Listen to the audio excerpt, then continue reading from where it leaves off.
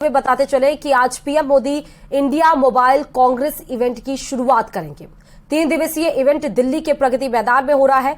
Technology lovers के लिए ये इवेंट सबसे खास है, जिसमें नए इनोवेशंस के साथ बेहतर नेटवर्किंग और टेलीकॉम सेक्टर को लेकर कई बड़ी घोषणाएं हो सकती हैं। ये इवेंट 27 अक्टूबर से लेकर 29 अक्टूबर तक चलेगा, यानी कि 2 दिन का ये इवेंट मान सकते हैं आप। इस इवेंट में दुनिया भर से 31 देशों के प्रतिनिधि डेलीगेट्स इसमें हिस्सा लेंगे। तो 31 देशों के रिप्रेजेंटेटिव्स इसमें हिस्सा लेंगे। ये एक इनोवेटिव इवेंट भारत के लिए है। दुनिया भर से इसमें 31 देश जब शिरकत करेंगे। 27 अक्टूबर से लेकर 29 अक्टूबर तक ये इवेंट चलेगा। इसमें कई बड़ी घोषणाएं हो सकती हैं। साथ ही इनोवेशन के साथ बेहतर नेटवर्किंग और टेलीकॉम सेक्टर को कई बड़ी घोषणाएं केंद्र सरकार की तरफ से आज दी जा सकती है।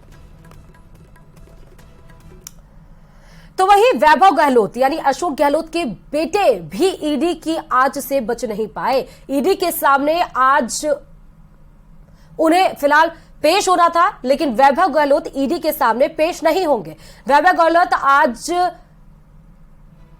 पेश नहीं होंगे। उनके सामने आज ईडी उनसे पूछताछ करने वाली थी, जहां ईडी ने उनको समन भेजा था, उनको बुलाया था कि आज उनको पेश होना है। लेकिन इस बीच में एक बड़ा अपडेट, एक बड़ी खबर आपको बता रहे हैं कि वैभव गहलोत फिलहाल ईडी के सामने पेश नहीं होंगे। उन्होंने ईडी से कुछ दिनों की मोहलत मांगी है, समय मांगा है। उन्हें ईडी मुख्यालय में पूछताछ के लिए समन भेजा गया था, लेकिन वैभव गहलोत ने ईडी से कुछ समय मांगा है। उसके बाद वो भरसक ईडी के सवालों के जवाब देने के लिए तैयार होंगे और फिर उसके बाद वो जाएंगे। तो 12 साल पहले, 13 साल पहले भी यही आरोप लगाए गए थे, तब भी हम लोगों ने इसका जवाब दे दिया। 12-13 साल बाद फिर इन्हीं बातों को लेके ईडी वापस आया है। तो प्रदेश की जनता समझती है कि क्यों चुनाव में जब आचार संहिता हो गई तभी इनको याद क्यों आ रही है। सर, डोटासरा जी के भी छापे मारे गए ईडी के पेपर लीक को। हाँ, वो मुझे जब मैं जयपुर से रवाना हो रहा था तब मालूम पड़ा था। अरे यार, सभी लोग बैठे रहेंगे। हमारे आदरणीय प्रदेश अध्यक्ष जी के निवास स्थान पर भी ईडी के छापे पड़े। विधानसभा आम चुनाव को लेकर निर्वाचन विभाग तैयारियों में जुटा हुआ है। हालांकि अंतिम मतदाता सूची का प्रकाशन 4 अक्टूबर को हो चुका है, लेकिन फिर भी मतदाता सूची में शामिल होने से वंचित रहे पात्र मतदाता आज मतदाता सूची में नाम जुड़वा सकते हैं।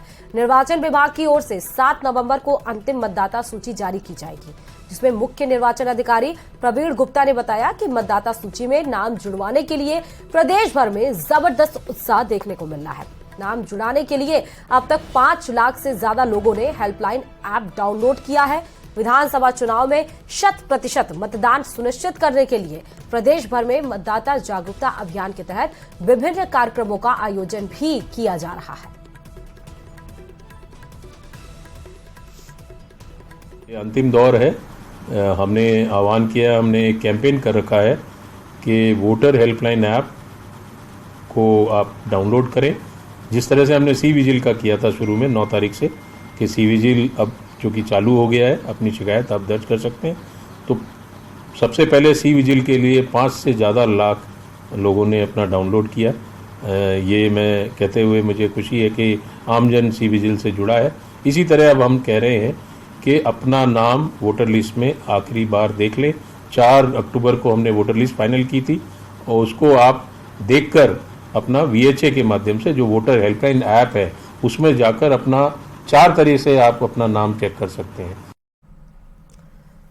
और अब बारी अगली खबर की, जहां पर आगामी विधानसभा चुनाव में मतदान प्रतिशत बढ़ाने के लिए न सिर्फ जिला प्रशासन और निर्वाचन विभाग जुटा हुआ है, बल्कि स्वयंसेवी संस्था यानी सेल्फ हेल्प ग्रुप और शैक्षणिक संस्थान यानी इंस्टीट्यूशनल भी और विभिन्न विभाग भी जागरूकता अभियान चलाए जा रहे हैं। अभियान के तहत करौली के एकट बोध ग्राम के दिव्यांग छात्र छात्राओं ने मानव श्रृंखला रंगोली बनाकर लोकतंत्र के पर्व में मतदान कर भागीदारी सुनिश्चित करने का संदेश दिया है। बुधवार शाम को संस्था में मतदाता जागरूकता के लिए दीपदान किया गया है।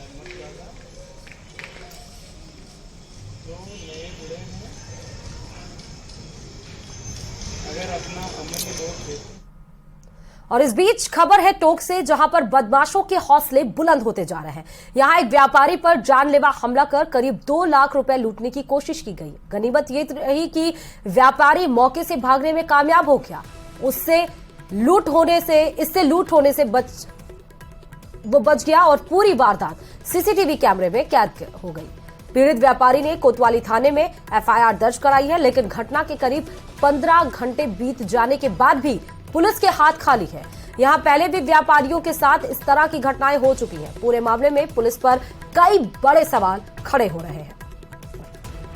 तो ये तस्वीरें में भी हम आपको दिखा रहे हैं कि सीसीटीवी फुटेज की ये तस्वीरें हैं, जिसमें आप देखिए कि किस तरीके से लूटने की कोशिश की जा रही थी व्यापारी को, लेकिन गनीमत ये रही कि वो भाग निकला बाइक से। लेकिन सबसे बड़ा सवाल यह है कि 15 घंटे बीत जाने के बाद भी, सीसीटीवी फुटेज आने के सामने के बाद भी पुलिस इन बदमाशों को पकड़ तक नहीं पाई, जबकि इन्हीं इलाके में तमाम ऐसे व्यापारियों के साथ लूटपाट की वारदातें हो चुकी हैं। और अब खबर झुंझुनू से है, जहां पर डीएसटी टीम ने 16 लाख की नकदी पकड़ी है। जिला स्पेशल टीम की चिड़ावा में यह कार्रवाई को अंजाम दिया गया है। चिड़ावा से पिलोद लेकर जा रहे थे नकदी। दोनों युवक नकदी को लेकर नहीं दे पाए संतोषप्रद जवाब। डीएसटी टीम दिनेश और राकेश से नकदी को लेकर कर रही है पूछताछ।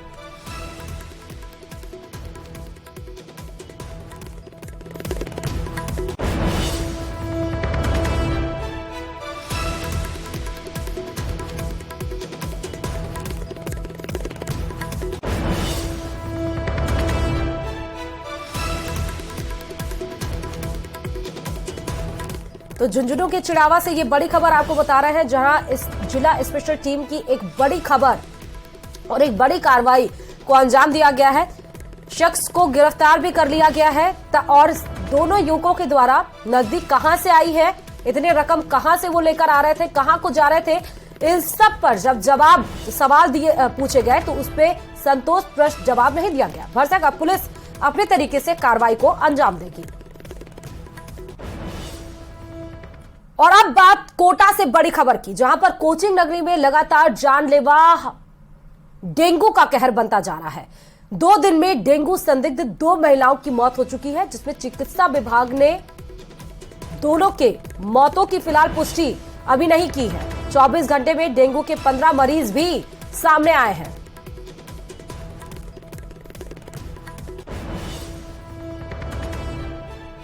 तो बड़ी खबर आपको बता रहे हैं कि कोटा से बड़ी खबर, कोचिंग नगरी में अब डेंगू ने अपना कहर पसार रखा है। जानलेवा बनता जा रहा है डेंगू। यहां तक कि स्वास्थ्य विभाग लगातार डेंगू को कंट्रोल करने के लिए एक्शंस ले रहे हैं, लेकिन एक्शंस फेल होते हुए नजर आ रहे हैं, क्योंकि 2 दिन में डेंगू संदिग्ध 2 महिलाओं की मौत हो चुकी है। चिकित्सा विभाग ने नहीं की है दोनों की मौत की पुष्टि। 24 घंटे में डेंगू के 15 नए मरीज सामने आए हैं। हालांकि लार्वा एक्टिविटीज लगातार स्वास्थ्य विभाग की तरफ से की जा रही है, लेकिन अब जितने तेजी से संख्या बढ़ रही है, उस एक टफ चैलेंज अब स्वास्थ्य महकमे के सामने भी खड़ा हो गया है कि किस तरह डेंगू के प्रकोप से जनता को बचाया जाए। और इसी बड़ी खबर के साथ सुप्रभात राजस्थान में फिलहाल इतना ही। और खबरों के लिए देखते रहिए न्यूज़ 18 राजस्थान।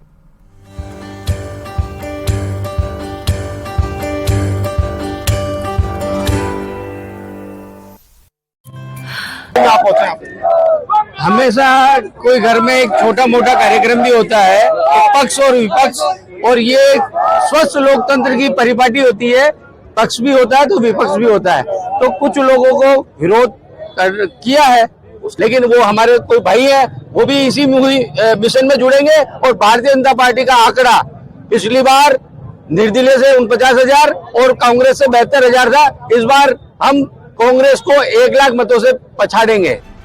जब से बीजेपी ने अपने उम्मीदवारों की लिस्ट जारी की है, परिवार में कलह के बादल छटने का नाम नहीं ले रहे हैं। इसी कड़ी में झालावाड़ का नाम भी शामिल है, जहां भाजपा प्रत्याशी और वर्तमान विधायक कालूराम मेघवाल का विरोध इस इलाके के कई गांवों में देखने को मिला।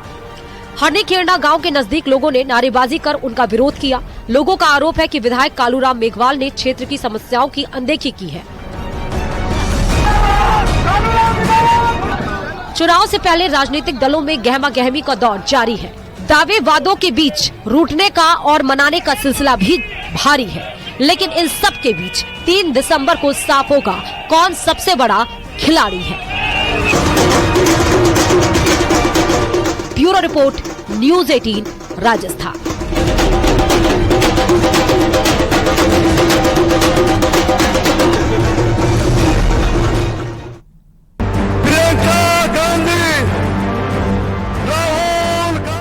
विधानसभा चुनाव से पहले प्रियंका गांधी तीसरी बार प्रदेश दौरे पर आई।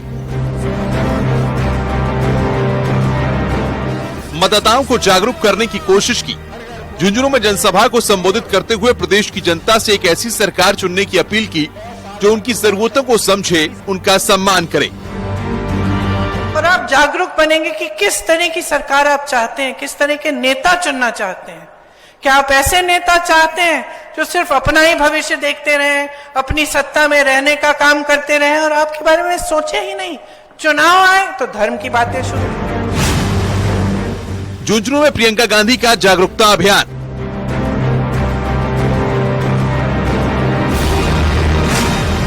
मतदाताओं से सरकार चुनते वक्त सावधान रहने की अपील। ऐसा नेता इस प्रदेश को चला रहा है जो आपके भविष्य के बारे में सोचे नहीं। आप कितनी भी पढ़ाई कर लें, आपको जॉब नहीं मिलेगा। झुंझुनू में जनसभा के दौरान प्रियंका गांधी मतदाताओं को जागरूक करती नजर आईं। 25 तारीख को प्रदेश में मतदान से पहले उनका यह तीसरा दौरा है। जनसभा से पहले प्रियंका ने शीशराम ओला की प्रतिमा के अनावरण कार्यक्रम में हिस्सा लिया। मंच पर उनका जोरदार स्वागत भी हुआ।